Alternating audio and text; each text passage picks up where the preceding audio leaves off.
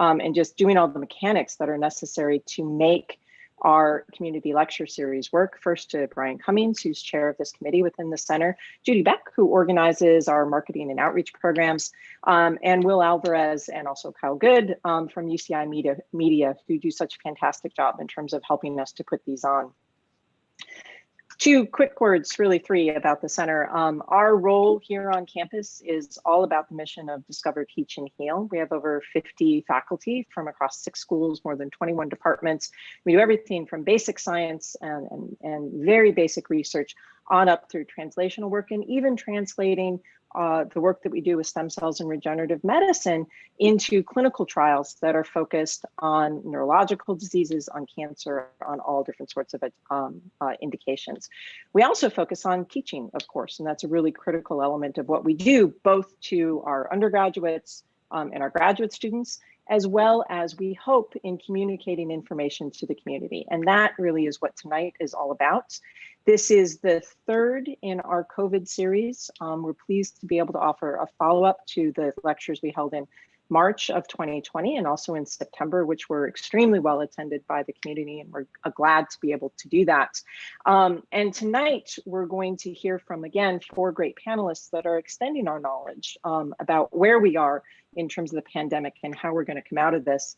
Before I move to that, I just want to show one quick highlight slide that's about our community lecture series for 2019 on through, I have the wrong dates up here, 2020 through 2021. I want to give a shout out to the next couple of lectures we have coming up. Highlighted here is the very next one will be Biomaterials for Personalized Medicine on Tuesday, March 9th. You can sign up for these at our website, stemcells.uci.edu events. And I really encourage you to attend these. We'll have 2 terrific new faculty that will be joining UCI, talking all about how engineering and stem cells as a part of our current faculty hires for leveraged research excellence recruits can be looking at combining these 2 very disparate fields in order to accelerate our advances for regenerative medicine.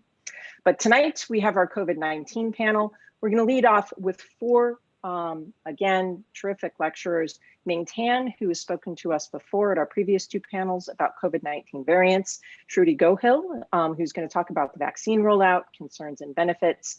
Bian Zhao, who has really made terrific advances in terms of new technology for diagnostics that are impacting COVID-19 as a pandemic and probably future ones as well. And Dr. Daniela Boda, who is the director of our Alpha Stem Cell Clinic here.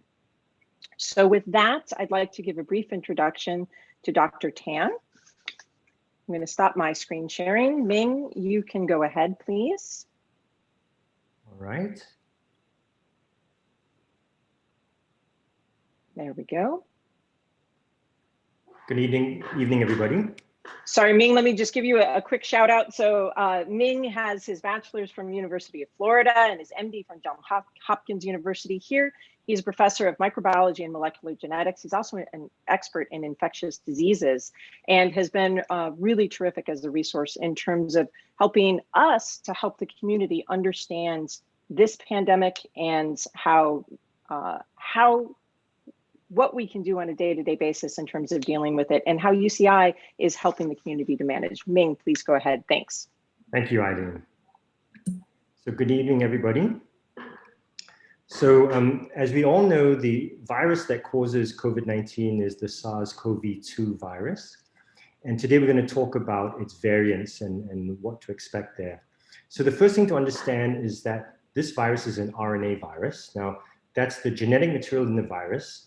Our genetic material is DNA, but viruses can be either DNA viruses or RNA viruses. And other common RNA viruses would include the influenza virus and measles virus.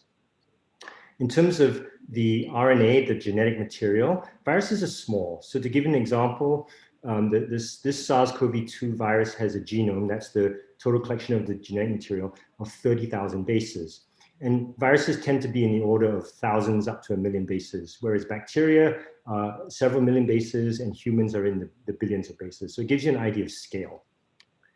Now, we're going to spend a lot of time today talking about the spike protein. Many of you have heard about this before. This is a protein on the surface of the virus.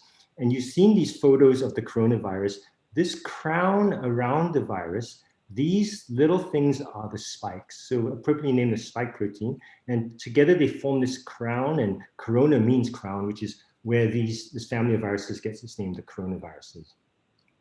The function of these spike proteins is to interact with the world. So for instance, when the virus contacts a human cell, it does it through the spike protein.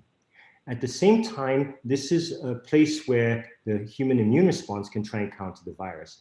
And so antibodies to the spike protein can in fact block the virus from binding to cells. Okay, and the antibodies can be from a natural infection, but as you've been hearing, and as Dr. Gohill will tell you today, the vaccine is another way to make antibodies against the spike protein. So again, with the coronavirus, we're focused on the RNA inside, the genetic material, and the spike proteins, which are encoded. The information to make the spike protein is in the RNA. It's one of the genes in the coronavirus genome. So we're going to talk about variants and mutations. So variants are just versions of the virus that are slightly different. They have mutations. And we're all variants. When you look around, we're all a little bit different, okay? And if we think about the SARS-CoV-2 virus, it acquires about 1 to 2 random mutations per month. And that's actually not a lot. Other RNA viruses actually mutate faster. So it's not really a virus that mutates very fast, but mutations are occurring all the time. Okay? And what these mutations are, these are copying mistakes. So when the virus wants to replicate itself, it makes a copy of its RNA. We said there are 30,000 bases. You can think of them as 30,000 letters. And it makes a mistake every now and then. And that's what a mutation is. And the variant is the virus that has a mutation, okay? So the mutations are typos. Now, a lot of typos don't matter. Some typos may alter a viral protein. Today we're going to talk about the spike protein. And sometimes those mutations are bad for the virus. And so that variant is going to die out, okay? But some mutations are beneficial. And those rare beneficial mutations can now be passed on in the descendants of the virus. So the first thing is to remember is that mutations are occurring all the time. Viruses are constantly changing, but that's true for all life forms.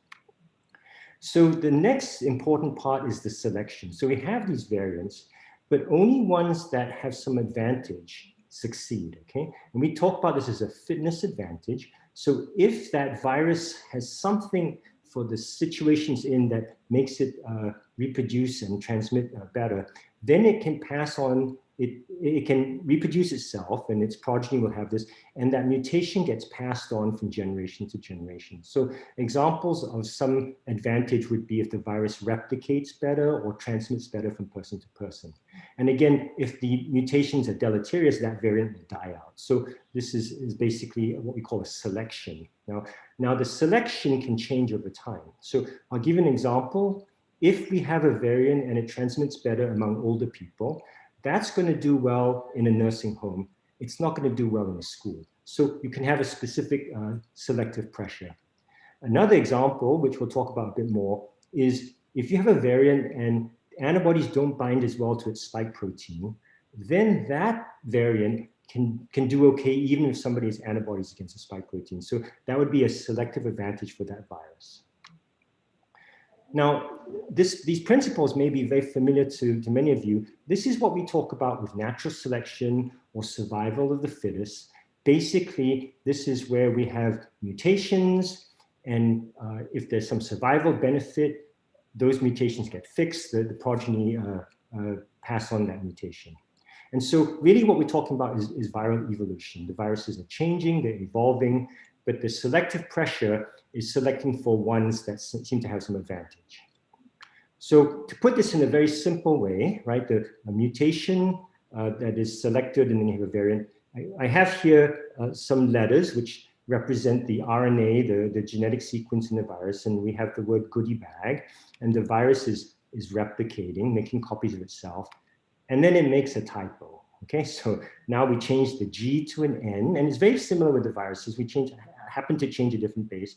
And maybe the parents of the selective pressure here, and they go, oh, great, a goodie band, we like this.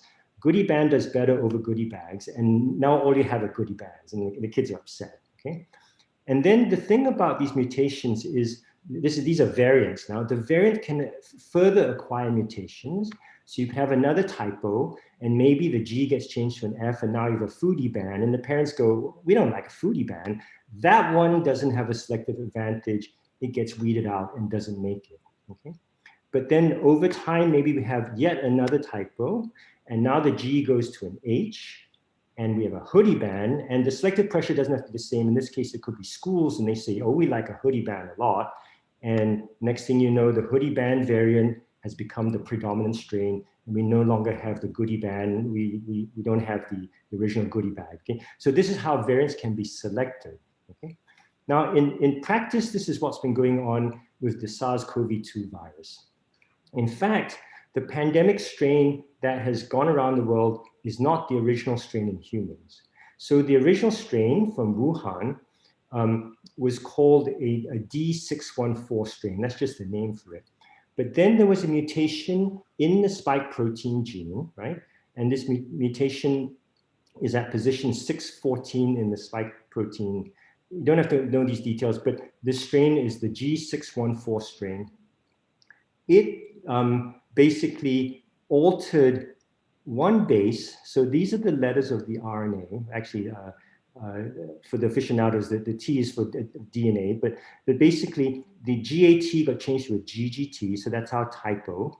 And the amino acid that this codes for changed. So we had a change of one amino acid, but somehow that changed the spike protein so that this G614 strain did better and basically replaced the original strain and became the pandemic strain. And so if we look at initial maps, the initial Wuhan strain is in yellow. And prior to March, we had a lot of cases in China, and it was mainly this strain. And we had some cases in the US on the West Coast. Remember, we had cases in Washington State. Those were the Wuhan strain. But somehow, when this Wuhan strain got to Europe, there was a mutation, and we had the D614 having mutation to the G614, and this G614 strain reproduced and was had a selective advantage and became the predominant strain in Europe and then around the world. So we already had one variant that in fact became the pandemic strain. And what we now know is that the advantage of the G614 pandemic strain is that it's more infectious. It can infect cells better and make higher loads of virus in the upper respiratory tract. But this doesn't cause more severe disease or death. But it basically had a transmission advantage, and because of that, it became the predominant strain. Now, we're concerned about the newer variants. You've heard about them in the news. And they're all descended from this pandemic strain, which is called the B1 lineage. The A lineage is the original Wuhan strain, okay? And the way you can tell these variants is the lab will actually take the viral RNA and sequence it, and they will look for these typos. Now, what they're concerned about are mutations primarily in the spike protein, and they're looking for mutations that perhaps affect the binding of the virus to the human cells or binding of the virus with antibodies. And for those of you interested, the New York Times is a very good website. It's their coronavirus variant tracker. You can just Google these words, and it's very up to date, and they give a lot of information in a very accessible form about the variants. Okay, so what are we going to be concerned about with these variants? Well, there's certain properties that are going to be concerning. So if the variant is more transmissible, so it transmits better from person to person, if it causes different type of illness, so we're obviously more concerned about more severe disease and death, but you could also have variants with milder disease that perhaps could transmit better, that people don't get as sick, they go about their daily business and spread it more. We're going to hear about testing. Well, if the variant is not detected by a test, that could be an issue. We're concerned about variants perhaps that are not treated as well with our limited repertoire of drugs against the SARS-CoV-2 virus. And then there's been a lot of concern. You can have variants that are not protected either from a previous infection or from the vaccine. And we call these escape mutants. And I'll have more to say about this at the very end. The good news, the bottom line is that so far, some variants have increased transmissibility, but there's no strong evidence that any of these major variants we're talking about cause more severe disease or have reduced vaccine efficacy. Now, you'll see reports suggesting more associated with more death, or perhaps vaccines don't work as well. But a lot of the data is not that strong. There's no conclusive data yet, except that some of the strains, and I'll talk about particular strains, are more transmissible. So that's the good news. But this is, again, is a changing thing. It's ongoing. So now let's talk about the major variants that many of you have heard about. And the nomenclature is a bit complicated. I think the way to do it is to remember the places. So there's a UK variant, and it's known as the B117 variant. There's another name, but you can just remember it as the UK variant. So this one was first identified in England. It turns out they were doing a lot of sequencing of the virus. And we now know that it's become a predominant strain, and it's 50% more transmissible in the UK. And it's present in the US, and the numbers are doubling every 10 days. So it seems to be more transmissible here as well. There may be an increased risk of death, but this is not conclusive yet. Now, it's a variant because it has mutations. It has 8 mutations in the spike protein. It has some other mutations as well. But the key mutation is what's called the N501Y mutation. And the bottom line is this alters the way the spike protein, so it alters the way the virus interacts with a human cell, okay? And they think that with this mutation, the virus binds better, and that accounts for the high transmissibility. Now, the concerning thing is some of these other variants I'm going to tell you about have also got the same N501Y mutation, but they appear to have occurred independently. And what that tells us is that this mutation is highly beneficial for these viruses. So these mutations arise independently, but every time they arise, they're selected for. So this is the UK variant, more transmissible. There's a South Africa variant. It's called the B1351 variant, and it may be more transmissible. We're not sure. There doesn't appear to be evidence that it causes more severe disease. It has the same N501Y mutation as the UK variant. Among its mutations, it has another concerning variant called the mutation called the E484K mutation. And this is in a region where antibodies bind to it, but it appears that antibodies don't bind as well to this version of the spike protein. So there's concern that vaccines directed against the earlier strains may not work as well against this variant. That we don't know for sure, but there's concern that the vaccines may not work as well. And I'll talk about this at the very end. And as I said, the N501Y mutation in the UK variant is present in this South African variant spike protein as well. There's a third variant that's been in the news called the Brazil variant. It's pretty much similar to the South Africa variant. It doesn't seem to affect transmission or disease severity. We've had reports of patients in Brazil having a second infection, so a reinfection with this strain, suggesting that perhaps the immunity they had from the first strain didn't protect against this strain, but these are just anecdotal reports. Now, I don't know how many of you have heard, we have a variant here on the West Coast. It's got different names. You can see it as the B1427 and B1429 variants. They're closely related. There are also other names. I'm starting to see reports calling it the West Coast variant. I don't know if that name will stick or not, but basically it's spreading in California, especially in LA. And recently, 50% of California samples are positive. Now, one of the problems is we haven't been very good about sequencing the coronavirus samples we have here in the US. And so these are the 50% of samples that have been sequenced that we know about, but a lot of samples are not being tested. But again, it's no surprise given how many cases we've had in this country that we would have variants as well. Now, this variant, it's quite new, but it seems that it might be more transmissible. There was a recent report just came out that the viral load is double in the nose. And there was 2 studies, one at UCSF, where they suggested it was associated with more severe illness, but the number of patients is small. So we still don't know what the final information about this variant. There are 3 mutations in spike protein. These are all unique mutations not found in the other variants I told you about. There's a key mutation called the L452R mutation. It allows the spike protein to bind better to human cells. Maybe that's the selective advantage of this West Coast variant. So I want to end up with this a short movie. This is from a website called nextstrain.org. It's got a lot of information. You have to learn how to navigate it. But what's really cool is it shows the changing pattern of different variants in the world, which are color-coded. Okay, so let's see this. So we start out in blue is the some original strains you see spreading around the world. The size of the circle are the number of viral isolate sequence, and you can see the different colors as different variants appear. And we start to see the South Africa variant in this yellowy orange.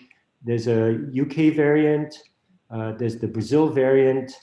And in the US, we have some of the UK variant. This light yellow is not any of the variants I was talking about today. Okay? So although we have the Brazil and South Africa variants here, we don't have that much of it. We do have some of the UK variant. And as I said, we have our West Coast variant. And so this website I thought was very good about showing these variants and the evolution over time. So I'm going to finish up with just 2 slides on escape mutants. So these are variants that avoid immune protection from either previous infection or vaccination. An example would be the E484K mutation in spike protein of the South Africa variant. Now, the concern here is if I get the vaccine, will it protect me against this variant?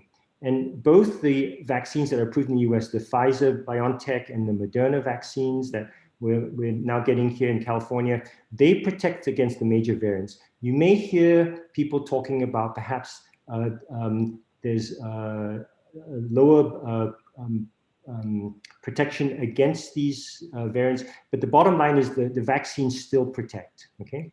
Now, we've heard some reports from vaccine studies for other vaccines, the Johnson & Johnson and Novavax vaccine, and Dr. Gohill will tell you more about this. They seem to have had lower efficacy in South Africa compared to other sites in the world. And the Oxford AstraZeneca vaccine also did not appear to protect it as well against mild moderate infection. And the concern is this is because of the South Africa variant, but we don't know for sure that's what's going on. The reassuring thing is when we look at other infectious diseases, vaccine resistance, in other words, a strain of the pathogen becoming resistant to vaccine, that's very rare, okay?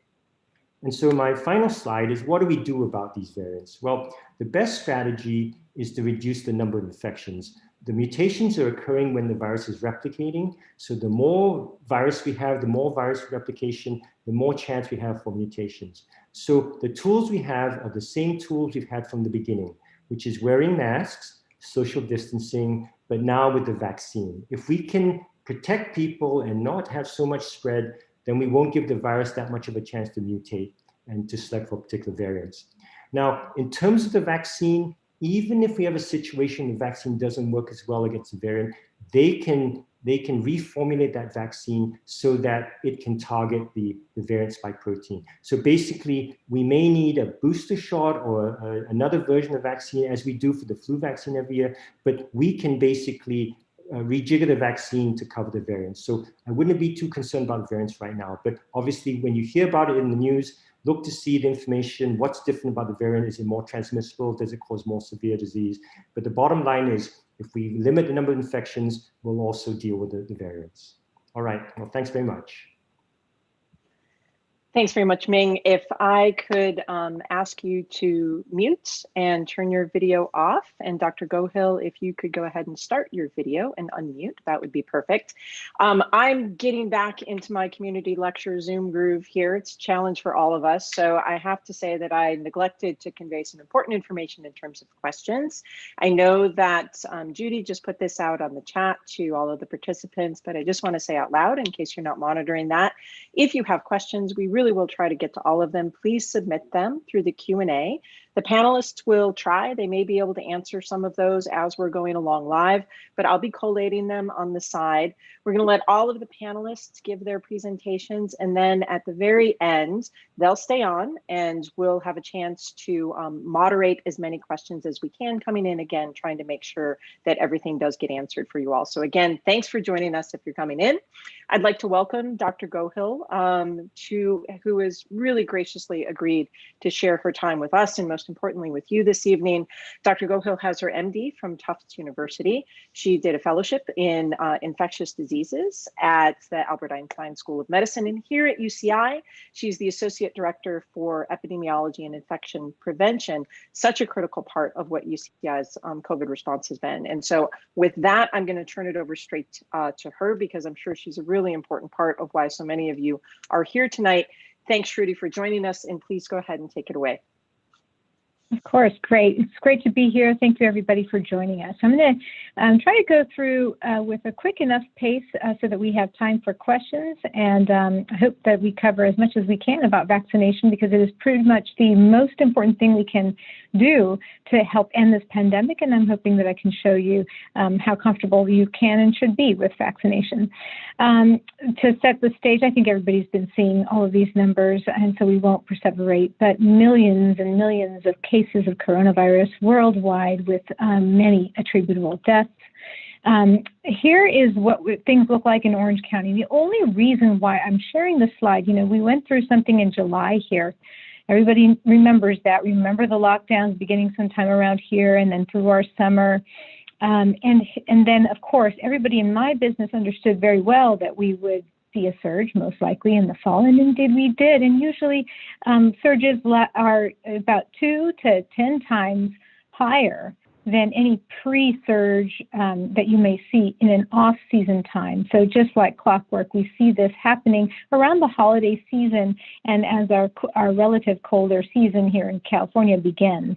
And the other point to make here is that note that while we see a nice U-turn here in the number of cases countywide, note that we are still at a level that is on par with what we experienced in July. So the whole game here, and Ming's talk was just excellent about the mutations. The whole game here is that we've got to drive these numbers down to as low as possible so that we get to a place where we are not letting the brakes off of this pandemic. We don't allow this thing to accelerate to the point where we increase transmission pathways, and then we can get on top of this as the summer then sets back in, and we expect seasonality, and we can really do our best to avoid a resurgence that we all may expect if we're not down to as low as possible in the coming fall.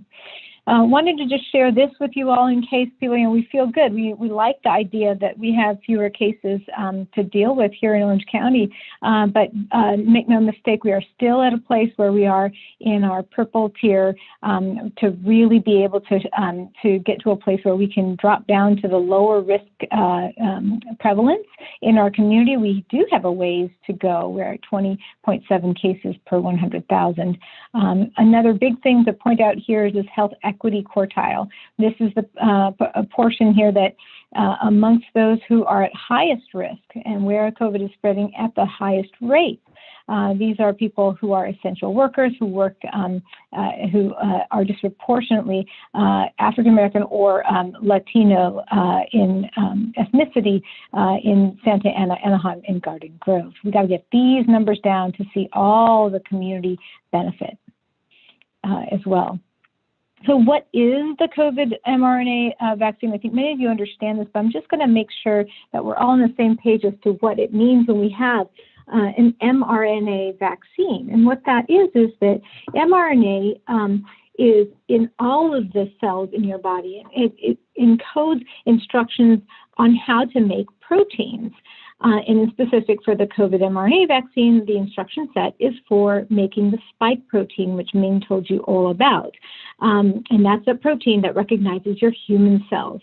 Note that the vaccine mRNA does not mix in with your genes. That is not a possibility. That you need special enzymes and special molecules to help make that happen. That doesn't exist. What's being given in the vaccine is actually an mRNA that can be read only one time.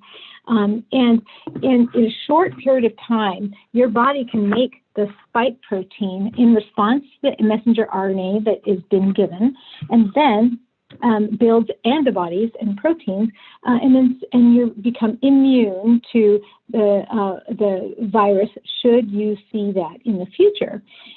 Specifically, it destroys the mRNA and the spike protein. Once the actual particles that are made, so the mRNA that gets injected into you, the reason we have ultra-cold storage and semi-cold storage is because the molecule itself is actually quite unstable, and that complicates our efforts to globally distribute a vaccine like this in hotter climates.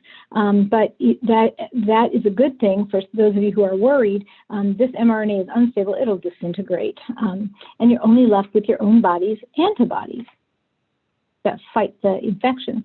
So some people wonder, okay, how good is this vaccine? This is a result graphed out for Pfizer and Moderna in clinical trials that included together over 74,000-ish people. And both results are in the 94 to 95% range for protection from COVID mRNA. So, this is the placebo group over here. They continue to have all these COVID cases. When you march them out over time, and here after vaccination, that group that got the vaccine just flat. You saw some, but they were flat, and we can talk about what some of those infections could have been. For Moderna, same story. We can make almost the same exact graph. So what U.S. COVID vaccines are actually available? And here's a list. You don't need to know the details of them all, but all things that you've seen, I'm sure, in the media and read about in pieces. These top two in the green are what we have the most of, at least in our county at this time, and that's what all the buzz is about the mRNA vaccine. Efficacy, again, in this range. The one-dose vaccine by Johnson & Johnson is getting a lot of good media, and that has a 70% plus efficacy with that one dose. I think Mean already talked about the variant protection, so I'm actually not going to spend too much time on that at all. Just note that these two do appear to be doing well so far for the strains that have been studied, UK and South Africa. So why get vaccinated? Just as a reminder, I think some people may wonder, 86% of anybody who gets infected with COVID, it's going to be a mild to moderate illness that you have at home, feels like a cold, and you're going to get over it.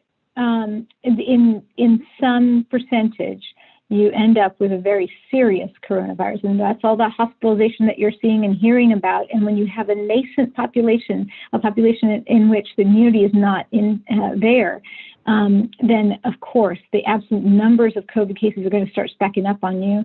And the other thing that's unique about COVID-19 is that it does seem to have a more prolonged clinical course. It seems to have multiple organs being impacted.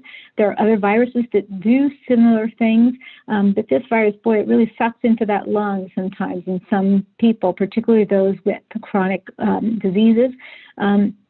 It can also have impacts on the heart, the brain.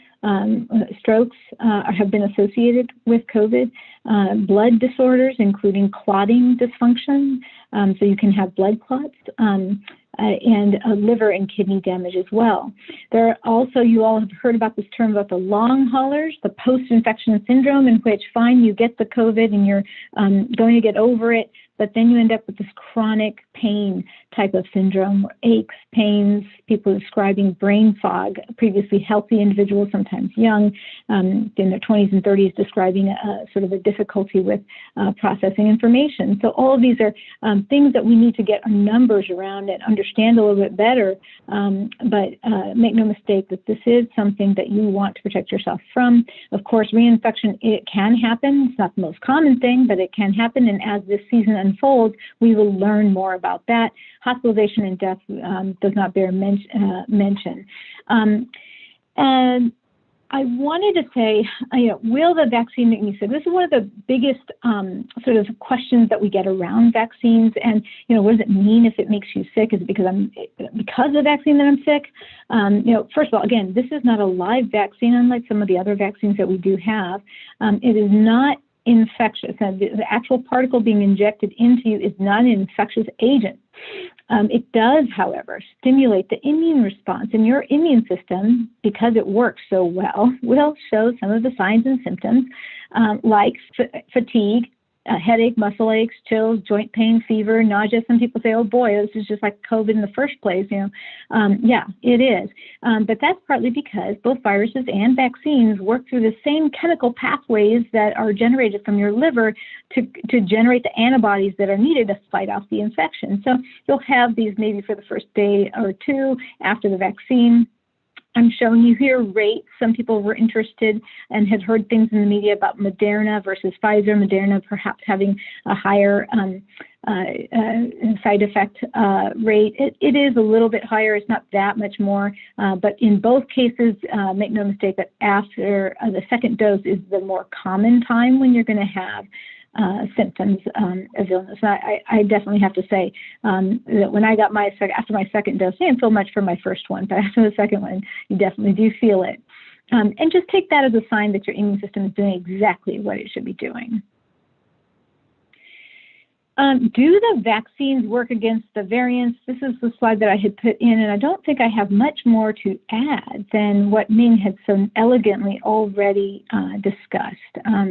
And much more is trying, there are many more studies out there that people are trying to assess this for multiple different kinds of variants. And rest assured, for now, I think the only comment I would make is, remember that nice picture that Ming showed you about the spike protein? Well, there are many different areas on which that spike protein you might have an antibody against. And so the idea is that if you give a nice instruction set against that spike protein, you're going to make a bunch of antibodies that might take different pieces of that spike protein. So if there's a mutation in 1 or 2 or 3, maybe you have what we call cross-reactive antibodies that then are protective for you. And so that's why while we should keep our eye on those variants, rest assured that we think that it will probably do you some real good to get vaccinated.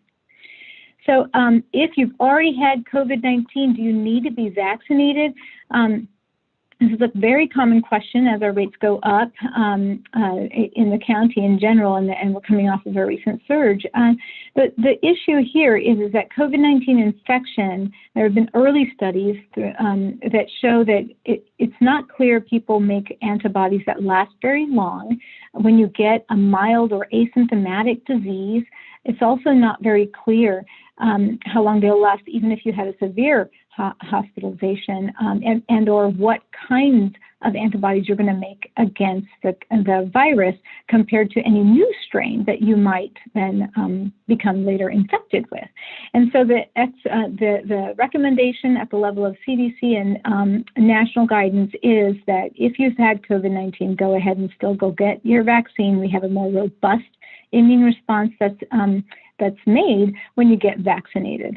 And when can you get vaccinated if you had a previous one? Well, as long as you're no longer infectious, you know that you're feeling well enough is when it's okay. Sometimes that takes about 2 to 4 weeks to feel good enough after a vaccine, after a real COVID infection, and that's the moment that you want to go ahead and get your vaccine. For those of you who are wondering, well, won't it damage me or hurt me if I get a vaccine on top of my COVID? It did turn out in both Pfizer and Moderna, because of the incubation period for coronavirus, there were patients who got the vaccine, didn't know that they were incubating it, and actually got the vaccine just before they mounted the response to natural, real COVID infection. All of those cases appeared to do well. There were no fatalities in those. Their numbers were too small. We can't conjecture on anything more than that. But nationally, we have been vaccinating previously COVID-infected people. Here's another big one that people have questions about: allergies. Been in the media. What's the real risk here for the vaccine? The only allergy that prevents you diametrically from getting this vaccine would be a known serious allergy to the vaccine or its ingredients. So I encourage people to, if you are worried about it, talk to your doctor, make sure that you understand what you're allergic to. But, you know, the ingredients there are not things like egg. People worry about egg because other vaccines that incubate in eggs can create allergy responses in people who are allergic to eggs. And that is not the case here, just to make sure people are not concerned about that. The risk of anaphylaxis, again, something that has been in the news, and for good reason. It is true that we are seeing allergic responses in general, but true anaphylaxis, that is life-threatening allergy response, is seen, now we know, at a rate of less than 5 people per million vaccinated. And that is on par, actually, with all the other vaccines that are out there. So you shouldn't think of the COVID vaccine as that much different than the other vaccines that you have probably already taken. So if you do have a tendency for severe allergies, I happen to be one of those people, discuss the situation, stay in your observation. That's why CDC has made that recommendation to be observed in the area after your vaccine for 30 minutes and take that seriously. All of the vaccination areas are required to have emergency allergy medication, so rest assured that there should be that kind of availability for you. What about infection between vaccine doses? Note that the vaccine does not protect you the minute you receive it. So it's not like you get the vaccine and boom, you're ready to go out into the world and you're COVID-free that day or immediately in the coming days. No, actually, exposure to COVID-19 can happen up to 14 days before you become ill. So you could actually be incubating and not even know it. You could have been exposed and not known and could be manifesting. So that's one thing. So don't, take off your mask and think that you can do things that you couldn't do before. And then what happens if you do become ill with COVID around the time of vaccination? People get really scared about that idea. Well, you can reschedule, of course, if you know that you're not feeling quite right just before you get your vaccine. So you're going to be asked if you have any symptoms. So take that screening very seriously. And then if you were vaccinated, your body will address both the vaccine and the infection at the same time. So what appears to be happening for those who were incubating is that they do appear to have a rather robust response to the vaccine, and maybe that's not a terrible thing. Okay, pregnancy and immunocompromise. Want to address that. It's a common question out there, and the truth is that trials don't often. Usually when novel therapeutics are introduced, we don't go running for a high-risk group, right? We are not going to enroll pregnant or immunocompromised persons. And so they were not included in the Pfizer and Moderna vaccines up front. We had to demonstrate that it was okay for the general populations first. So we have to keep certain things in mind. I have to say it was a real act of responsibility on behalf of the CDC to have been able to say, well, listen, just because they weren't included in the trials doesn't mean that it precludes use in pregnant women.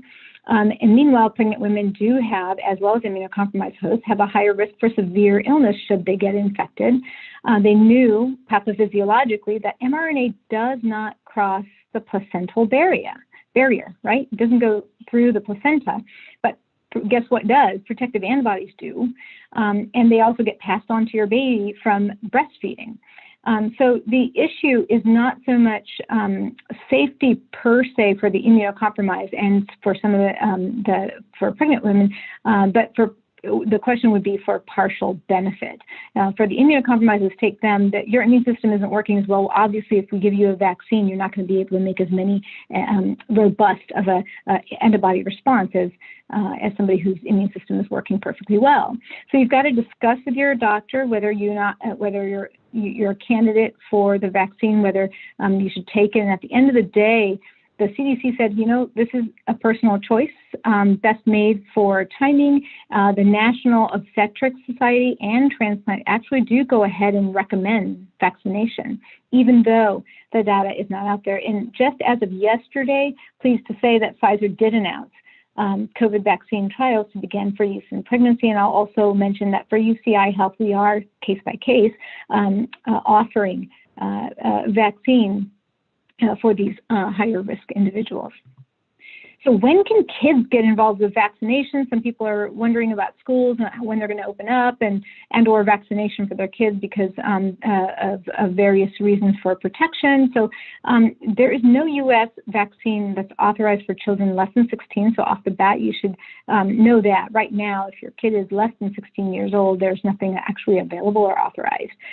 There are trials that are actively underway for 12 years and older, and we think that the data will be ready this summer, just before the fall season, so maybe we'll learn more. But the earliest authorization by the time people actually, FDA manages to clear it, probably will be, not be before we actually start. So right now we're just pushing vaccination for adults, and that's the best way to protect your kids and your family. All right, can I stop masking? Can I stop screening if I'm vaccinated? And I'm going into work and I'm being asked my screening questions for symptoms, and the answer is no. We doctors do not like uncertainty, but we are living in a world of uncertainty here with the pandemic, and certainly I think the regular population does not like uncertainty. And the best way to think about this is that until data are more available, until we understand the duration of impact for our antibodies that are generated by vaccines, and the issues with the upcoming variants and strains, and how well the vaccine gets through, we will need to be very judicious. You know that the virus is going to wax and wane by season, and it really is going to be dependent on human behavior and vaccine uptake as to whether or not and when we can actually stop some of these control mechanisms that we have had in place from a public health standpoint. And of course, everybody's looking at the low levels, and that's going to be one of the triggers. And then, of course, the vaccine percentage of the population that are vaccinated will drive our fundamental calculation of when we can let go of some of these protective measures. Okay. Okay. Just wanted to get through. Excuse me. Okay, is one dose enough? I think this is one of the questions that had come up, and so I just decided to put this in here and underline it just a little bit. And what we're finding is that the mRNA vaccine really is, it's authorized for use after 2 doses. And the first dose appears to be the initial kind of response. It produces the effect of the antibody production, kind of gets the factory moving, so to speak. And then the second dose, that's the dose that locks in that effect. And so to really reach those numbers that we think we need to end this pandemic, we really have to go with the 2 doses for that particular vaccine. The J&J vaccine, it remains to be seen. We haven't seen enough of the data on the duration, but 72% protective with 1 dose as opposed to 95% protective. So I would go ahead with this, with what you get available to you now with the 2 doses. Will the vaccine make me likely to shed virus through asymptomatic infection or spread? This has been in the news quite a bit, and wanted to just take a minute to address it.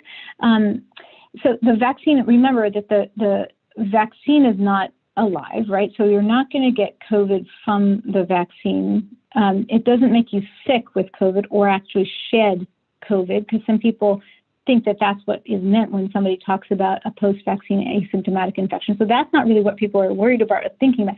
What some people think or worry about is that that you could acquire the infection and be asymptomatic and still shed and spread.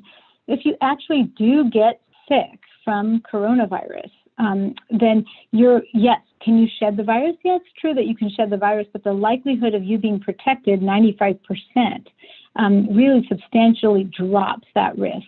Also, I will note there are studies in influenza and measles that very clearly show that asymptomatic disease can be found in both of those diseases post-vaccine, but the risk of transmission is minimal to none in those diseases. And there's no reason to think that this should be any different, of course, data pending.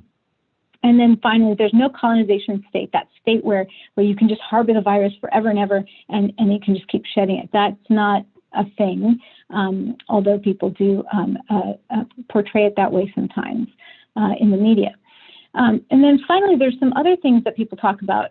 Can the vaccine cause other illnesses? One of the biggest concerns out there, I think that people have raised, has been around cancer. And actually, the truth is that no, the mRNA vaccines, in fact, have been used as vehicles to deliver anti-cancer antibodies, actually to fight off cancer, dermatology, rheumatologic disease.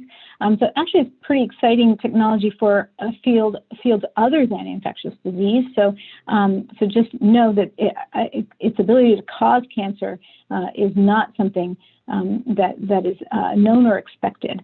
Again, mRNA doesn't mix with your DNA or genes, and to get cancer, it's your genes, your own personal genes, that would need to make the mistake towards cancer. Another myth, that the vaccine implants a microchip, and I know that for some people that might sound strange as a myth out there, but I will say that we've done a fair number of lectures, including at nursing homes and all over the community, and that is a concern out there, and it's just not true. There's nothing that's implanted, and there's nothing that is permanent. The other big question is for infertility.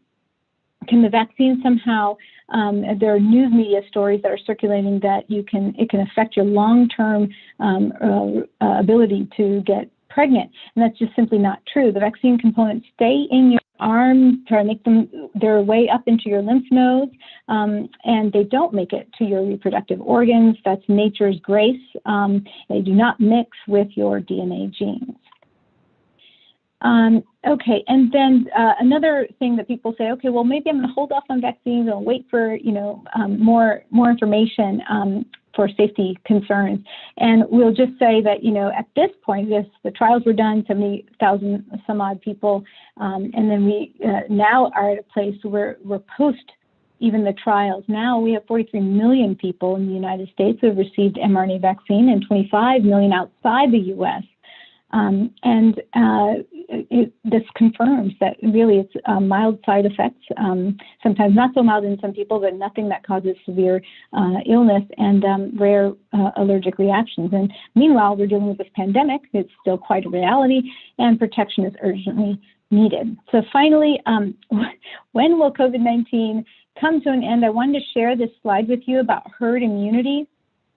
How do we think about herd immunity, and what's the trigger for COVID? By pathogen, COVID didn't make it on this. This was done on 2012, of course. And what we look at is how many people can get infected by this particular, by any given pathogen, to determine how much vaccine coverage you need in a population. And the most close to approximate to COVID is actually, for reproduction numbers, right here, down here in influenza. You can see here the most infectious disease in known to man is measles. 12 to 18 people can get sick from any one person, and the vaccine coverage you need to keep a tight control of measles is 92 to 94%. For flu, it's 1.4 to 4 at COVID. Reproduction number, this number here for COVID is 2.3. And so we conjecture that most experts say 70 to 80% at least should get vaccinated before we feel like that pandemic, has been controlled. I think what we will see is that, really the risk of the cases going up or down is really going to be dependent on how well we vaccinate and how good our behavior is.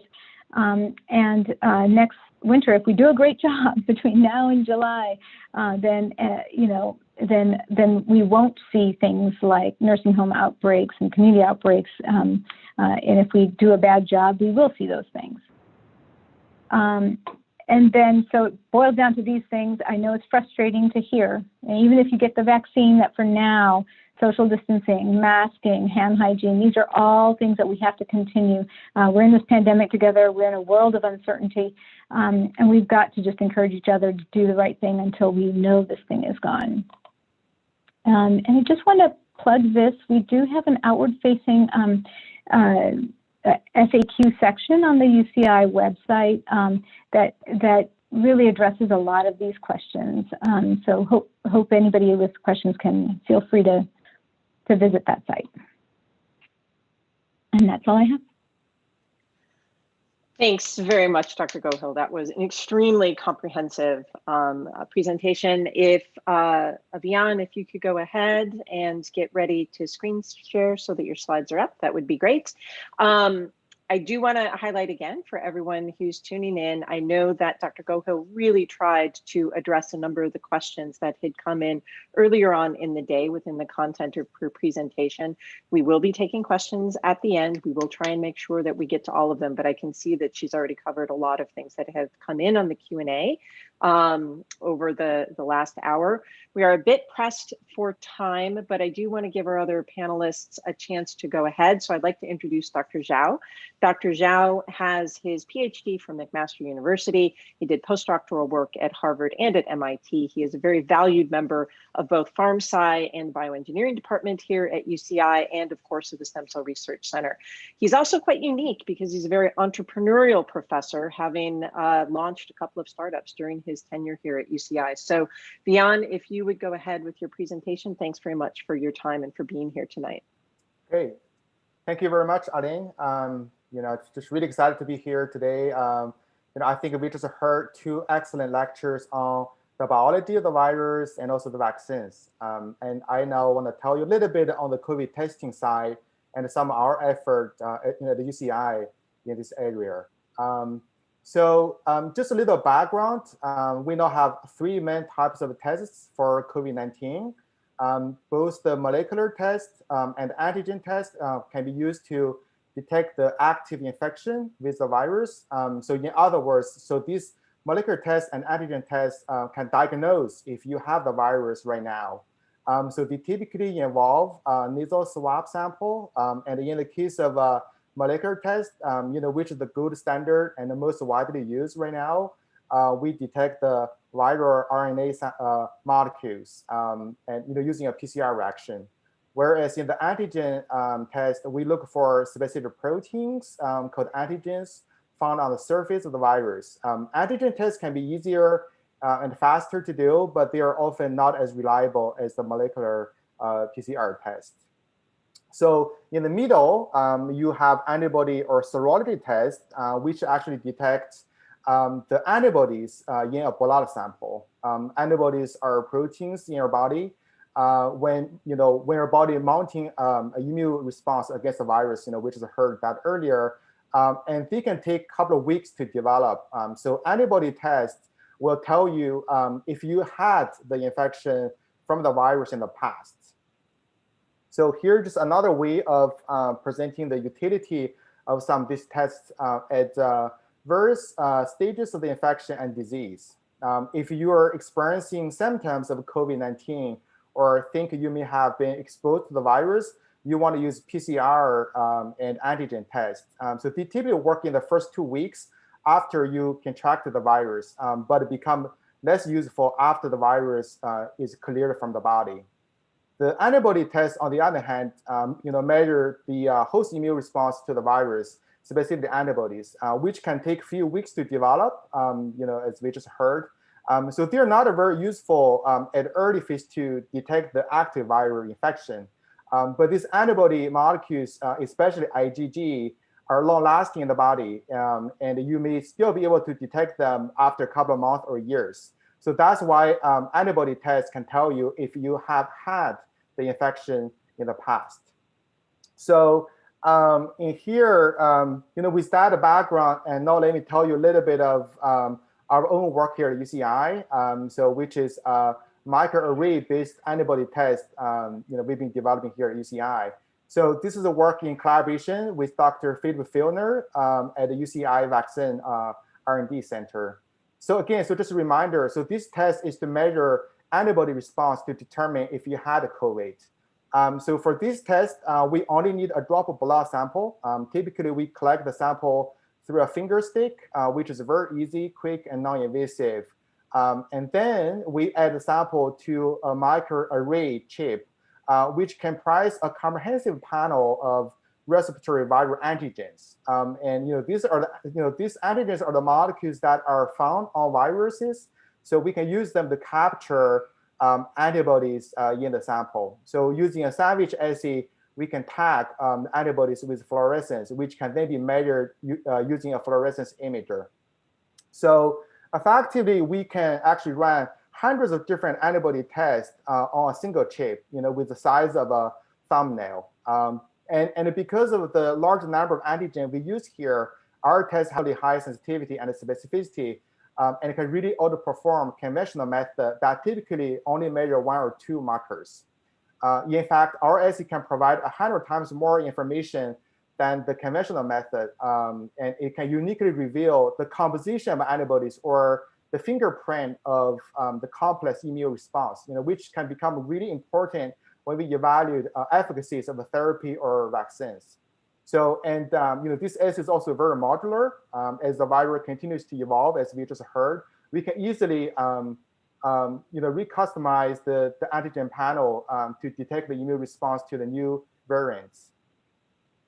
So one of the challenges we encountered actually when we began to deploy this microarray test was that reading the microarray slides using fluorescence imaging currently require expensive, tens of thousands of dollars instrument that few labs have. To over this bottleneck, Nick Heady, a scientist working with me and Enrico Guatan here at UCI, developed a portable, the so-called the tiny array imager that he basically assembled using off-the-shelf materials, including LEDs to excite fluorescence and a camera to read the microarray with sufficient spatial resolution and sensitivity.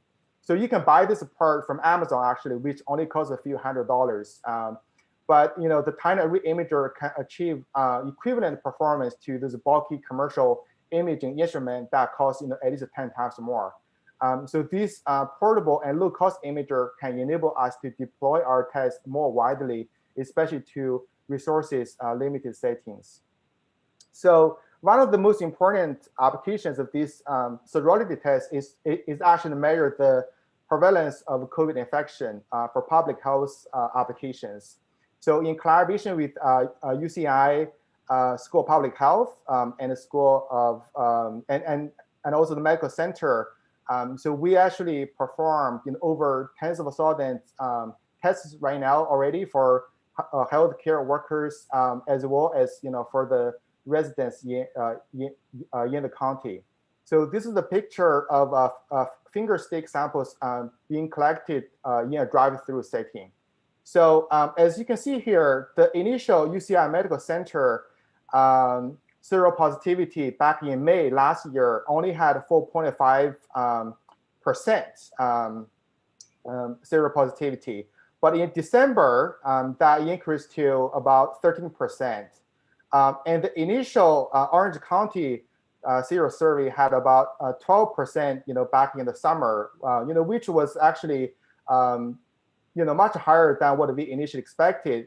But by December, so that increased, in the Santa Ana area in particular to 26%. And by the end of December, that increased to, almost like a 40%.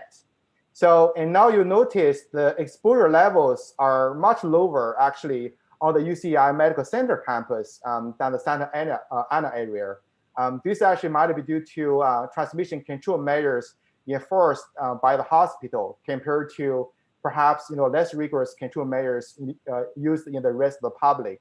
So this result actually suggests the use of transmission control measures are really working. So we're talking about things like wear a mask, social distancing, wash hands, can really effectively limit the spread of virus. The other very important application of this test is to measure the efficacy of vaccines. We just heard earlier, there's already 2 vaccines on the market, and there's a few more are coming to the United States. People want to know how well they actually work, and that can be actually determined by our test. In fact, some of the new data from the Fieldner's lab showed that the seropositivity in UCI Medical Center healthcare works now went up to 60–70% in the past couple of weeks as they receive the vaccines, which actually suggests the vaccines are really working. So that's the good news.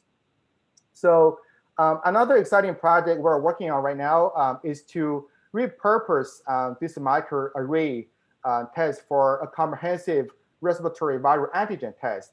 So in this case, we actually put antibodies now on the surface, and we use that to capture the viral antigens. So just a reminder, this antigen test is to determine if you have active infection right now. The beauty of this test is that we can diagnose not only COVID infection, but also flu and a common cold in a single test, because we can actually run a couple of hundred tests on this single chip. So that will allow physicians to effectively manage and treat a patient with overlapping symptoms. With that, I just want to thank the team I've been working with, especially Philip Filner, who has been leading this effort, as well as the funding agencies. We got the funding from UCI, the Craft COVID Fund, and also from NIH. So that's what I have for now. If you're interested in learning more and supporting our research, you can reach out to me by email. Thank you. Thanks a lot, Dr. Zhao, and thanks for joining us tonight. I think it's really important for people to have a sense of how much innovation in reality this crisis has spurred, and how many advances we've made in terms of things that will maybe come into play towards the end of this pandemic, but certainly pick up and do well for us in the future. And so you have certainly been a part of that. With that, Dr. Boda, if I could ask you to go ahead, turn on your microphone and start your screen share. I'd like to introduce our very last speaker. Thank you so much, everyone, for hanging in with us tonight. Dr. Boda is professor of neurology here at UCI. She has her MD from Romania, her PhD from the University of Southern California. She's a neuro-oncologist, director of our Alpha Stem Cell Clinic, and the Clinical Trials and Clinical Research Program here within the School of Medicine. So Daniela, please go ahead.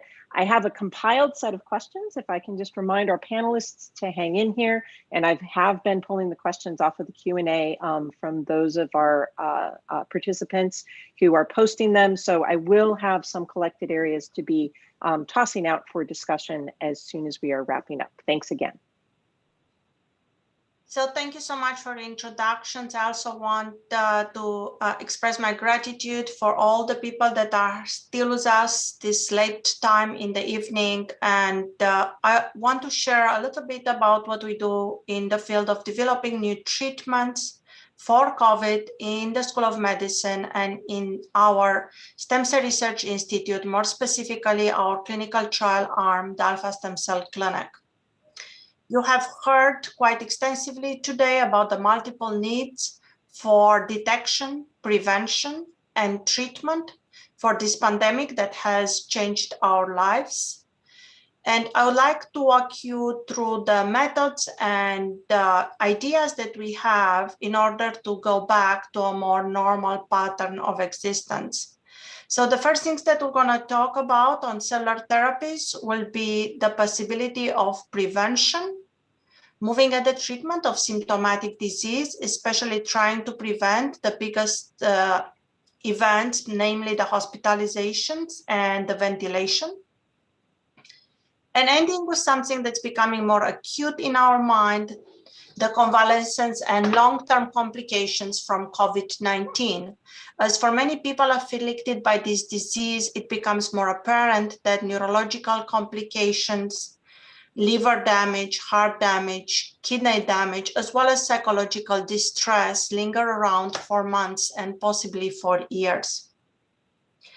So when we talk about the COVID-19 clinical trials open at UCI, we have gone through a large number of protocols. Right now, we have 20 possibilities for patients to participate in developing innovative therapies. We have closed successfully still 6 studies. Our accolades include the ability to confirm the activity of remdesivir in COVID-19 patients, as well as to participate to a number of the emergency approvals given by the FDA in the recent weeks. We have 15 studies that are still waiting to be initiated. And we have 5 specific protocols using cellular and regenerative therapies that I'm going to focus on tonight. It's important to remember, as you have heard tonight, that we are not working only on the field of therapies, but we're also trying to find better ways to diagnose this disease much earlier, much faster, much cheaper, so we can get into the ability to contain the contagious, and hopefully treat them at a much earlier stage. So why we are talking about the stem cells and biologics? We are talking about those methods because they're working with the normal mechanisms of the body, mechanisms that we have discovered for a long time, either working on infectious diseases or on other immunologic conditions, including cancer. The first one that I will touch on slightly is the convalescent plasma antibodies. The convalescent antibodies collected from patients already diseased with COVID-19 and now recovering have the ability to block the entrance of the viral into the cells. This led to an emergency approval by the FDA, as well as to a number of projects that are trying to better define which patients will benefit from this treatment. The next iteration of using antibodies in order to protect the patients from disease worsening are monoclonal antibodies. Those are antibodies still created outside of the patient's body. That's why this is called passive immunity. It's passed from the vials or from other patients in case of the convalescent antibodies to the patient that is sick. There are two protocols already vetted by the FDA. They have emergency approval. They don't have final approvals. One is the combination from Regeneron and then the other one from Eli Lilly. And both of those are actively in use at UCI while we are conducting research on trying to better define for which populations are those more better targeted. Now, moving into the clinical trials from what is already approved to what is in search, a great way to stimulate immunity is to recompose the elements of immunity that are affected by COVID-19 virus. One approach is to transfuse the natural killer cells, very involved cells that are mediating our cellular immunity, our response against COVID-19. The other question that we are trying to answer is how can we move from vaccines that have to be administered every year or twice a year to a long-term immunity? Can we teach our own cells on our own body to keep and maintain the information, not only for antibody immunity, but also for cell-based immunity? And this is a protocol on dendritic cell vaccines that we are testing currently and hopefully is going to give us longer-term immunity. The last but not the least, stem cells have been used for many, many years to reduce inflammation and to conduct tissue repair. I have just mentioned before about the problems that we are having with lung damage and liver damage. So this might be a very fruitful field in the future to test the abilities of stem cell medicine. So the convalescent plasma antibodies are already proven to work in certain patient populations with COVID-19. This is a long-term idea tested, again, in different diseases in past and which serves us for a cheap and fast treatment for many of our patients.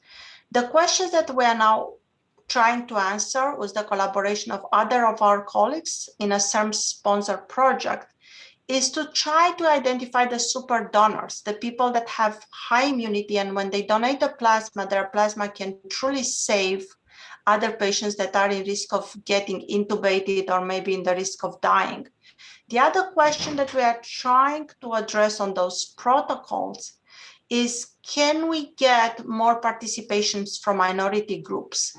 Because there are different donors for different people, you have to match them immunologically, and the ability to provide services for minority populations will allow us to control the disease for everybody in an equal and equitable manner.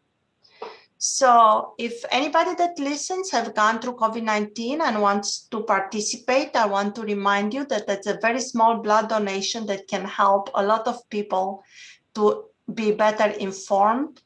And please contact us if you're interested in this kind of research project. The natural killer cells are produced in this case from human placental cells. This is a protocol that we're seeing good success at UCI, still an early protocol, a phase 1-2 study. The information that we are collecting right now are assuring us that the treatment can administer safer. We hope in collaboration with multiple centers throughout the nation to be able to look into the phase 2 study and measure the effectiveness of those placental-derived cells in stopping the worsening of the COVID-19 infection and again, severe hospitalization and death. The dendritic cell vaccine, it's a different idea. The dendritic cells are antigen-presenting cells in our body. And we have used dendritic cells at UCI in order to test clinical trials on a wide variety of cancer, including glioblastoma and ovarian cancer. In collaboration with a local company, Availab Biotherapeutics, we are taking this idea further and trying to train those cells collected from donors, healthy donors in the dish, teach them how to recognize multiple strains of COVID-19 virus, and then give the cells back to the people that donated the cells, now trained with the knowledge of how to recognize antigens on the surface of different COVID-19 strains and provide immunity, hopefully for longer duration than the current present vaccine treatments. There is, again, a safety study, long work to be done, and in time, hopefully we're going to be able to prove efficacy both on IgG and IgM levels. I want to close a little bit the therapeutic treatments with the mesenchymal stem cells. Those are pluripotent cells that can divide themselves in different tissues, and they have both regenerative and immunomodulatory activity. It is the hope that with the help of those cells, we're going to be able to repair the damage induced by COVID-19 to different multiple organs. The company that is running the study together with UCI, it's Pluristem, and is looking at patients that are intubated and mechanically ventilated. Hopefully those people will be able to make a more fuller recovery. The last but not the least, I want to mention a diagnostic test based very simply on the PPD-like testing that we do for tuberculosis, transformed at this point at the level of a patch, more like the Nicorette patch. And the idea on this collaboration is that people that are positive for COVID, they will secrete antibodies. And it will be important to see if we'll be able to detect them, by example, before going on a plane or going to a concert, have automatic readings of those patches, and be able to simply and easily separate the people that can go on a conference or a concert or a plane from the people that need to go to the hospital and be treated. I do not want to take more time, it's late, and we have stayed together for a very exciting evening. But I want to remind you that we are still developing novel therapies to prevent and mitigate the effects of the SARS-CoV-2 virus. And that if we can continue our work at UCI with our collaborations nationally and internationally, hopefully we will lead the way of bringing ourselves to a solution to this very severe crisis that has changed many of our lives. I want to acknowledge all the agencies involved with us and all the organizations at UCI and above. And with that, I'm happy together with my colleagues to take questions. Thank you so much. So thank you so much, everyone, for your time and for your wonderful presentations tonight. I will tell you, we have a lot of questions, many of which have been answered live, at least in part, during the other lectures as they've been going on. I've tried to compile them as best I can into sort of groupings of questions that will address as many common areas as we can. I think it's very possible that some people who have been savvy and have been posting these questions through Q&A have posted very good ones, and but not everybody has necessarily followed those. So I apologize if some of these repeat, but I hope that's going to be as helpful as possible for most people. Dr. Tan and Dr. Gohill, if you could go ahead and turn your videos on so that people will be able to see you. We can just do this as a live panel. And I'm going to take these compiled questions and probably, I think the most efficient thing to do is to ask them as kind of pairs of you at this point, because it seems like many of the questions that we have make sense, for example, for Dr. Gohil and Dr. Tan, or Dr. Zhao and Dr. Tan to try and answer together. So let me start plugging through a couple of these. Again, we'll try and get through as many and as broad a set of topics of interest as we can. So I've ordered these a little bit from vaccine development on out to how are we going to get out of this in the global sense of things. So let me start here. Doctors Tan and Zhao, we have a couple of questions that I think really come to some information that you already presented, but fundamental issues of how the vaccines work, how the tests work for COVID, and which one is better at different phases. So I know this was a component of your presentations, but a particular question as spit tests or saliva tests are emerging and coming into common use.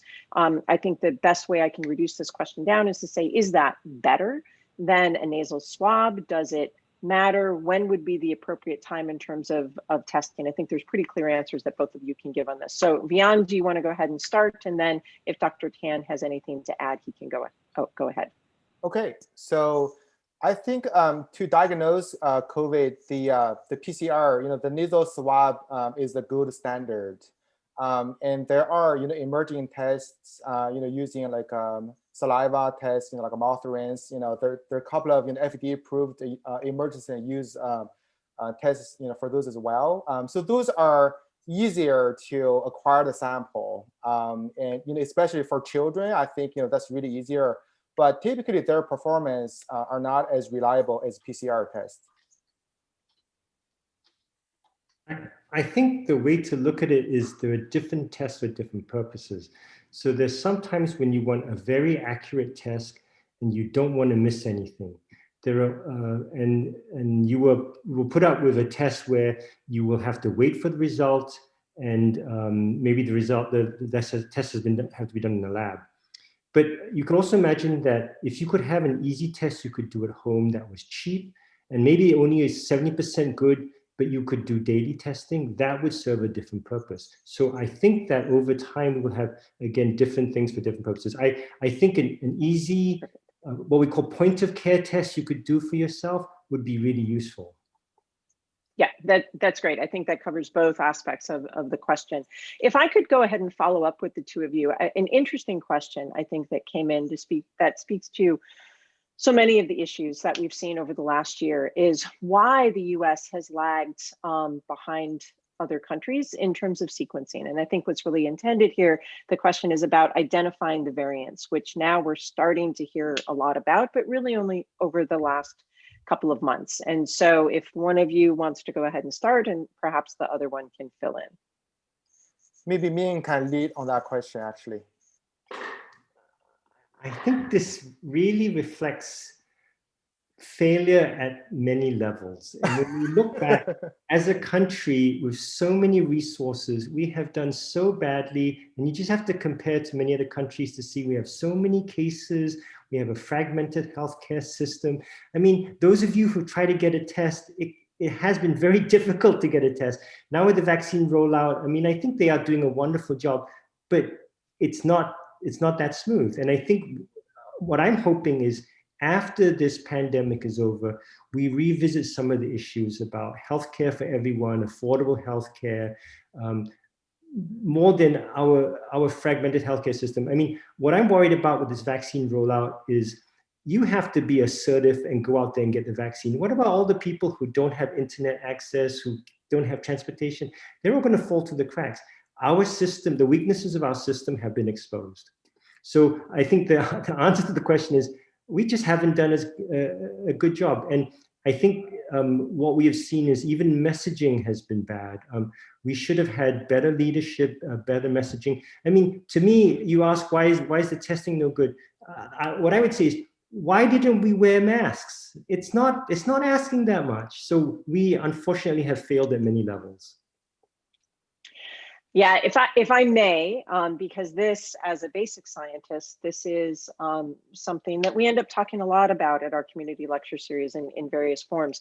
It's really important to be investing at all levels in healthcare, but of course in terms of research as well. And I think certainly in hindsight and based on some of the programs for global investigation of pandemics that were already existing in other countries like the UK, where some of the variants were identified early on. It's that investment that gave us the knowledge that we have about variants, about how fast this as a virus is mutating, about what the consequences for that might be in terms of infection rate and potentially mortality. And you have to be able to be testing and tracking those variants to know that information. And we as a country have not invested the way that we could have.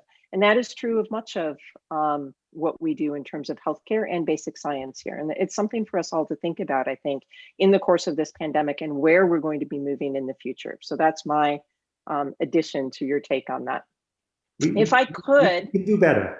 Yeah, we can do better. That's a good message. I think another issue that comes out kind of aggregating many of these questions together is just, some challenges in terms of understanding what an RNA vaccine is and how that works. And I know it's been stated a couple of different times in different ways, but as an example, a question would be, does the spike protein maintain its structure in a way that it could interact with the ACE2 receptor of the person who's receiving that vaccine? Of course, I know that's not the case, but Dr. Tan, maybe if you could take a moment to just break that down and explain to folks that are in the audience about how that works and how, a little bit about how antigen presentation normally happens, right? Because that's the key element here. Dr. Gohill, do you know more about this? Oh, or Dr. Gohill, sorry, yeah. I'm not sure that I would know more per se. If you have a genomic basis for that, I will tell you that that's been a concern, of course, probably one of the early concerns by all the people who review vaccines. Everybody from the CDC to ACIP and the FDA, that homology between the two.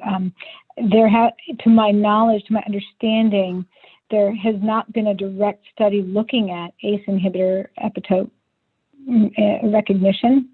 But the fact that we are not seeing that type of, at the end of the day, we're not seeing ACE level interactions in patients so far. We're not seeing chronic shortness of breath or some other issue arise that seems indirectly indicating that wouldn't be true. But I have actually looked for those studies earlier on. It's been at least 3 months since I've looked, so Ming, if you've seen anything recent.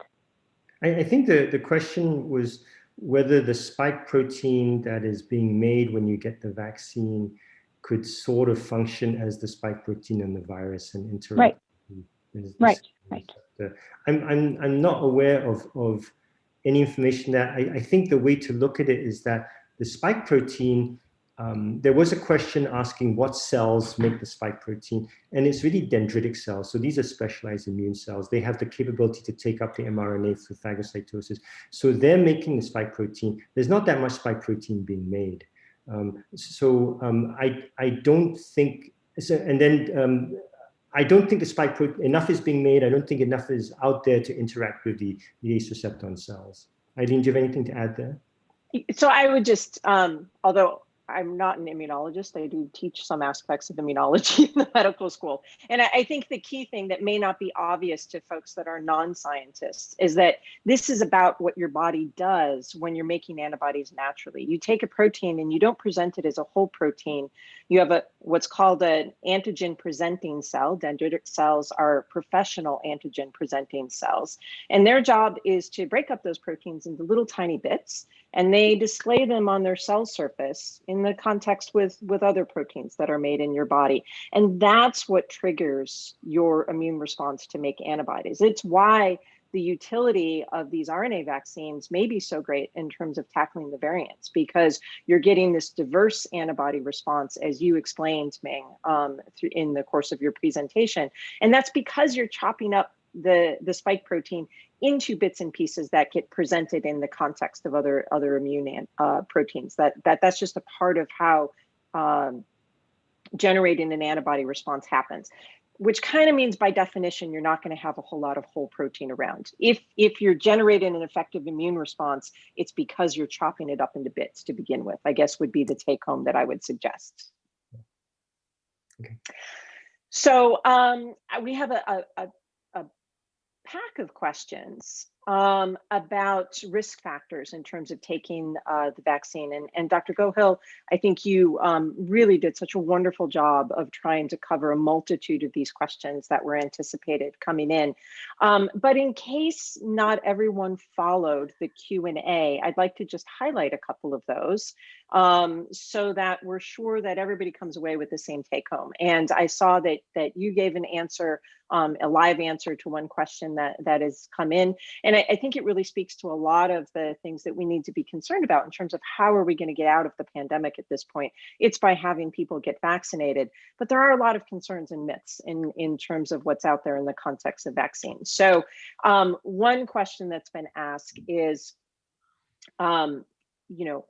is there enough safety data that's available? This concern that because the narrative has emerged that this was somehow a rushed process or an inadequate clinical trial process in terms of moving a vaccine into actual use so that we're getting shots in arms, as the phrase goes at this point. Is there enough safety data, broadly speaking, to say that individuals should go out and get the vaccine? And are there, tackling a lot of specific questions that have come in, are there any categories of individuals who should be concerned about getting the vaccine at this point? Yep. Yeah. So I'll take it in pieces. First of all, were there any skip steps in the manufacture of the vaccine, the safety mechanisms that we have in place for the authorization of the vaccine, which is actually something that has been tightly regulated over many decades, actually. And so there are a series of steps that you have to go through, and those steps were not skipped. So that includes animal studies. I think the person had been asking about, well, there's information out there that animal studies had gotten skipped, and that's just not true. Animal studies were not skipped for Pfizer and Moderna before they got their FDA EUA, and they had to show not only safety in animals, but also initial phases of safety in humans before they could go on to a large clinical trial and then ultimately get their EUA. So then what was this Operation Warp Speed? What was sped up in this game? Well, it was the money and the funding really went towards speeding up manufacturing, speeding up the way in which we recruit, for example, for randomized controlled trials, and to really beef up the way in which all the logistical reasons why getting a vaccine to market may be delayed. And so that's where all the speeding up did take place. The question about risk factors for acceptance of a vaccine, and if you're immunocompromised, there's a question about immunotherapy. And if you're on immunotherapy, am I okay to go ahead and take the vaccine? So again, immunocompromised at large, what do we consider as really immunocompromised? Well, there are people who really are on heavy duty, say chemotherapy, people who are uncontrolled diabetics, are people who might be immunocompromised, but not people who you would hold back the vaccine from, right? There are people who are on prednisone or other medications that may make you immunocompromised, but there is such a broad spectrum of immunocompromise that really boils down to, are you going to be able to make the antibodies? It's not a safety question as much as, are you going to be able to make the right kind of antibodies to fight after a vaccine? So the thinking is that you can offer to immunocompromised individuals. For example, Transplant Society said, go ahead and take it before you transplant if you possibly can. We don't know if it's going to work after you get your transplant because we're going to put you on medications that might suppress your activity, right? So it's case by case for the immunocompromised. We'll say that UCI, we are offering it to the right groups when we think it's going to do them some good, and their immune system is going to be able to fight it. Somebody had asked about obesity being an immunocompromising condition, and no, that is not an immunocompromising condition. And people might get confused because they say, oh my goodness, obesity is a risk factor for COVID. And it is a risk factor for COVID, and the reason it is because being overweight or severely overweight, obese, restricts your lung capacity and your ability to breathe independent of COVID. It impacts you. And so once you get something like a respiratory viral illness, you can be more susceptible to disease. And that's what obesity makes you a higher risk for COVID, not so much immunocompromised by itself. I think I got everything. I think you did too. I know that Dr. Boda is both on the clock and needing to get on to something else this evening. So just one quick question. I'm going to jump ahead a little bit. We have a question in about other frontline treatments and what the status is for their efficacy. And I think from the clinical trial perspective, in terms of the great update that you gave for what's going on at UCI, we have a good scope there. The question here would be some of the agents that have been searched for as already approved drugs that could have an impact in terms of COVID outcomes, ivermectin, famotidine, this sort of thing. Do you have any updates for our audience tonight on those? Yes, and my updates are very simple. It would be wonderful if drugs that are available and cheap can be repurposed. But during this pandemic, we have gotten through quite a number of treatments that were first presented as possible cures. I will include here the hydrochloroquine, and they were not able to live to that hype. Other treatments such as dexamethasone were able to make a significant difference in patients' life, but the way in which we get those answers is by conducting large, randomized, multi-arm clinical trials. And we are not yet there with ivermectin or famotidine. The studies done are still small and not living to the standards that we take very seriously in this country in order to have approved treatments. Yep, and I think that's a great answer, especially if you put into context for many of those, ivermectin is a good example. We're talking about a dozen or 2 dozen people in a small trial, as opposed to thousands and thousands of people, 14,000 and now up over several 100,000 who've received the vaccine, right? So the scale of comparison is really something to keep in mind in terms of safety, in terms of understanding efficacy.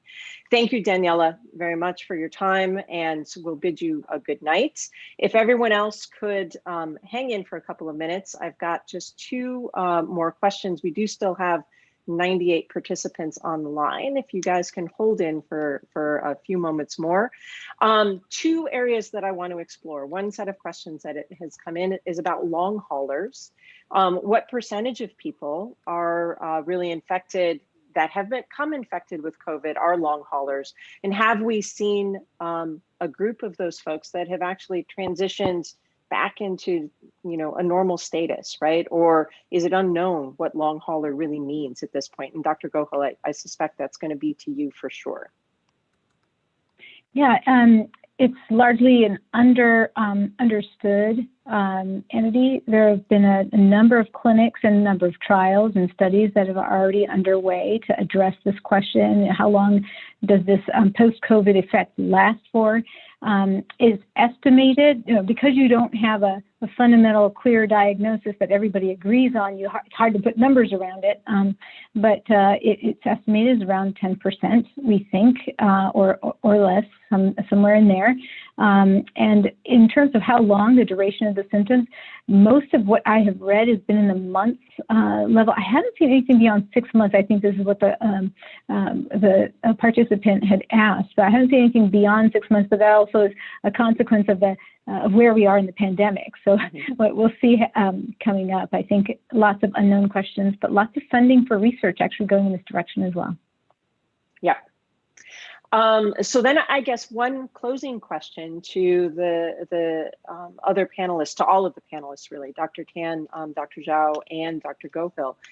And that is, how really do we navigate out of this? So there are some questions saying, are we going to have to wear masks that are forever, right? Is this going to become, as has been speculated in the media, in various sources, something that is an annual vaccine that's like the flu that we have to continue to deal with? And if we have concerns about the number of people that eventually are going to take the vaccine, really, I think the ultimate question that's come through is, can we navigate out of this through, something that looks like herd immunity, as opposed to getting a sufficient level of vaccination in the community? So My broad question to each of you individually in closing would be, what's our path forward and in terms of navigating to what we would call an end to this pandemic? Dr. Tan, if you want to lead.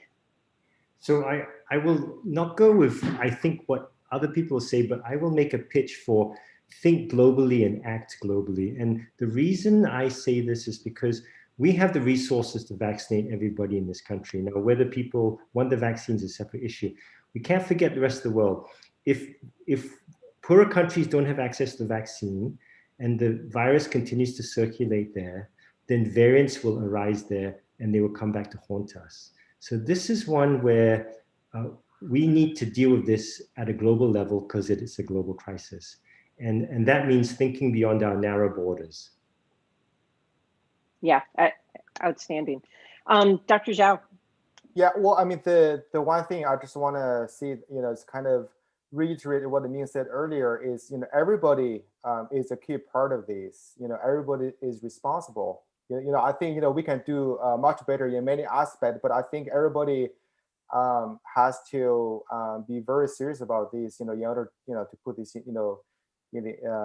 into end. So yeah, I just want to see that, we have seen lots of divides, in our society, past a year especially. But I think, this is the one thing we should all unite, to really address this and put this, end. And Dr. Gohil, I think obviously given your efforts over the last year, this is yours for the closing words. That's kind. Yes, absolutely.